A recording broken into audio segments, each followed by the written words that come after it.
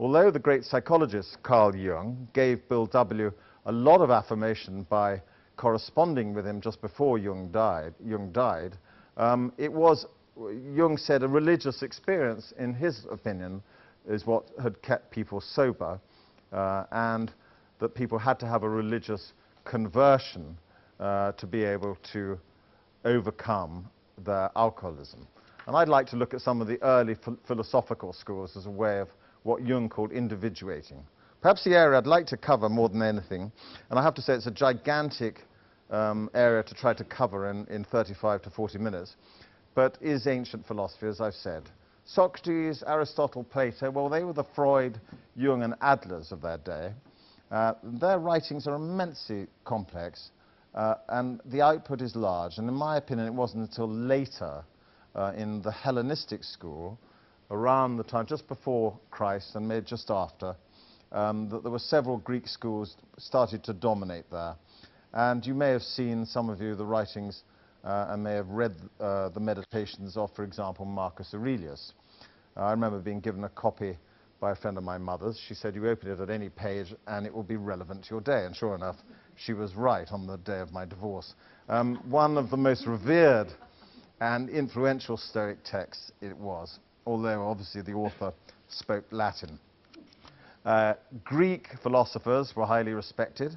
The Stoic school was started by someone called Zeno, and today, in talking about the Stoics, I'm going to include Marcus Aurelius, but also two other philosophers from this particular period, which was after Socrates and the other two giants, and that is Epictetus and Seneca. Now, Seneca came into the news at the general election, in fact, and I think it was the social commentator and philosopher Alain de Botton was asked who he thought was going to win the general election, and if Gordon Brown was, how could he get back into number 10? Although he'd never actually been elected, but how could he get back into number 10? And Alain de Botton suggested that he read Seneca's two large chapters on anger. Now, whether or not the message ever got through to Mr. Brown, I don't know. But Seneca certainly writes quite a lot about that, which the writings are very similar, and I'll come back to that, to some of the work there, which is on resentment in step number 4 there. I'm today just going to focus on two of the schools, the Stoics and the Skeptics. Now, Stoicism, now the Stoic, or even the word Stoic, can conjure up all sorts of sort of fierce and pull-your-socks-up images. It's a sort of approach an addict would certainly not respond well to. The Stoics actually sought tranquility like addicts, except without the drugs. The former Zeno was born in Cyprus and migrated to Athens in 313 BC, read the memoirs of Socrates, and had a passion for philosophy. But the first great philosopher to write this approach, which I think is very similar to the 12 steps, is Epictetus. Now, Epictetus was banished from Rome. He was a slave, freed from slavery. He was banished again by the Romans, age 45, and then he lived a life of great simplicity in accordance with Stoic doctrine. His teachings were faithfully recorded on submissiveness, humility, duty, and charity. And he also believed that, like the 12 steps, that for tranquility and peace of mind, he needed to mold his character in the effort to achieve self-governance and independence of external circumstances. Epictetus first caught my own eye after I'd finished a psychoanalytic degree at University College London, when I started to do some training in cognitive behavioral therapy, which is a therapy known for short as CBT, and at the Institute of Psychiatry and Warneford Hospital, Oxford, I was told in the history part of the therapy that the two founders, Albert Ellis, who was the earlier one in a different kind of cognitive behavioral therapy, but I won't go into that now, and Aaron Beck, who was the founder of cognitive therapy, both were psychoanalysts, and both, Ellis in particular, had in their minds turned away from Freud and the unconscious to conscious rational thought derived from the ancient philosophers to confront psychological problems. Now, Ellis and Beck both felt both of them, felt very strongly that they were influenced far more by philosophy than they were by psychology. And likewise, with AA's founders, Bill W. and Dr. Bob, it was the philosophy of William James, rather than the psychology of Freud or Pavlov, that influenced them, as mentioned before, with a strong philosophy of theology within the steps. In particular, their reading of William James's classic text, Varieties of Religious Experience. Now, in the new rational Socratic questioning psychotherapy of the early 1960s, Ellis quoted Epictetus by saying, "A person is affected emotionally not by outside things, but rather he is affected by his perceptions, attitudes, and internalized sentences about outside things and events." And I think that's very important, because before we'd had the behavioral movement, which was purely on stimulus response, amongst other things. But here, Ellis was really picking up that the ancient Greeks were talking about that we had something called a mind.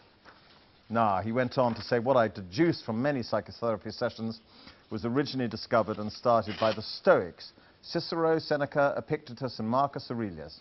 And then Ellis got to the core of what applies, I think, to the AA program as much as any cognitive therapy, and that is that men and women are disturbed not by things, but by the views which we take of them. And even quoting Shakespeare and Hamlet, Albert Ellis quoted the bard saying, "There's nothing good or bad, but thinking makes it so." So Albert Ellis noted the similar principles also in Buddhism. The 12-step program, then, the very first requirement is for the person to find courage and to admit their problem, loss of control over their behavior, realization they have a problem, that it's not in the bottle, that it's in themselves, to accept the reality is within them, and when they start drinking, one drink becomes too many and 1,000 not enough, as the saying goes. And in other words, the psychopathology of addiction is denial. I do not have a problem. And perception change is required for behavioral and spiritual recovery. So as Jung said later in a letter to Bill W., just before Jung died, spiritus contra spiritum. He said, one spirit replacing another. A spirit in religious terms can heal, but ultimately that shift needs to come from within, from the other spirit in the bottle, but only when they are ready, and not just willing to change, but they do have to be ready. Rather like if I'm willing to go to work, but if I'm not ready and dressed, I won't be of much use to my patients.